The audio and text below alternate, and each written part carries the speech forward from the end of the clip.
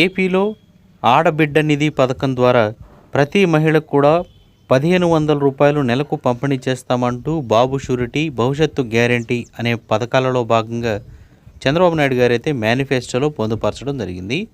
అయితే 18 ఏళ్ళు నిండిన ప్రతి మహిళకు కూడా ఆడబిడ్డ నిధి కింద నెలకు 1500 రూపాయలు ఇస్తామంటూ ప్రభుత్వం అయితే ఏర్పాటైన మరియు ముందు ఎన్నికల ప్రచారంలో భాగంగా కూడా ఈ విషయాన్ని అయితే ఘాటుగా చెప్పి నొక్కి మరి అందరికీ కూడా గుర్తు చేసి చెప్పింది. ఇదే అంశాన్ని కూటమి మేనిఫెస్టోలో కూడా పొందుపరిచింది మనం చూసాం. అయితే ఈ ఆడబిడ్డ నిధి పథకం ద్వారా మనకి 18 ఏళ్ళు నుండి 59 సంవత్సరాలలోపు ఉండే ప్రతి మహిళకు మనకి ఇవి 4 తప్పనిసరిగా ఉండాల్సి ఉంటుంది. అవేంటో కూడా చూద్దాం. ఎవడైనా ఇస్తే లైక్ చేయండి, వెంటనే ఛానల్ని సబ్స్క్రైబ్ చేసుకోండి. ఆంధ్రప్రదేశ్ రాష్ట్ర వ్యాప్తంగా ఆడబిడ్డ నిధి పథకం ద్వారా మహిళలందరికీ కూడా నెలకు 1500 రూపాయలు పంపిణీ అనేది పథకం మనకి జనవరి నెలలో ప్రారంభమయ్యే అవకాశం అయితే ఉన్నట్టు తెలుస్తుంది. సో ప్రజెంట్ అయితే బడ్జెట్ సమావేశాలు, క్యాబినెట్ భేటీ ఇవన్నీ జరుగుతున్నా కానీ ఈ పథకాలకు సంబంధించి డబ్బులు అనేవి సమకూర్చే విధంగా బడ్జెట్ అయితే రూపకల్పన చేస్తూ ఉన్నారు.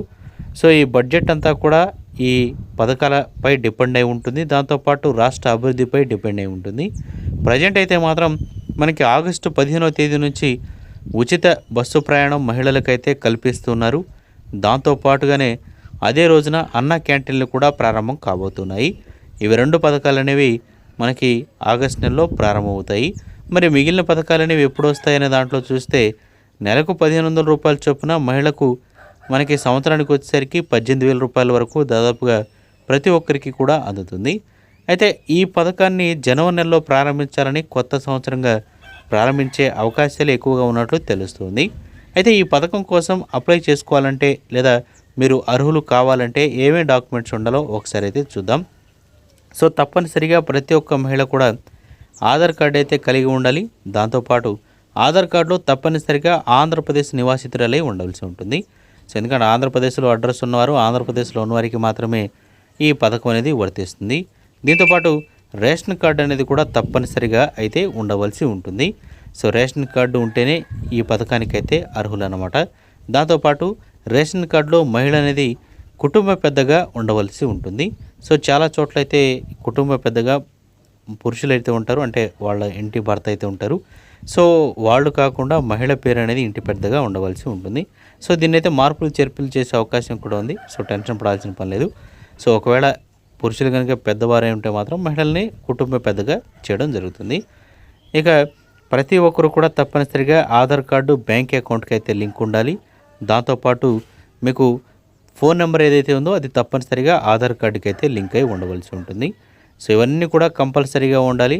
దాంతోపాటు మీకు మెట్ట కానీ లేదా మాగాణి కానీ 10 ఎకరాల లోపు మాత్రమే ఉండాలి. మరియు 300 యూనిట్ల లోపు కరెంటు బిల్ అనేది ఉండాలి. 300 యూనిట్లు దాటినా కానీ మీకు ఈ పథకానికి అయితే అర్హులు కారనమాట. సో ఇవన్నీ కూడా గతంలో ఉన్న రూల్స్ అండ్ రెగ్యులేషన్సే. కాకపోతే ఏదైతే మీరు వైఎస్ఆర్ చేయుత అంటే గత వైసీపీ ప్రభుత్వంలో ఏర్పాటు చేసిన పథకం అది 40 సంవత్సరాల నుంచి 59 సంవత్సరాల లోపు ఉన్న మహిళలకు మాత్రమే ఇచ్చారు.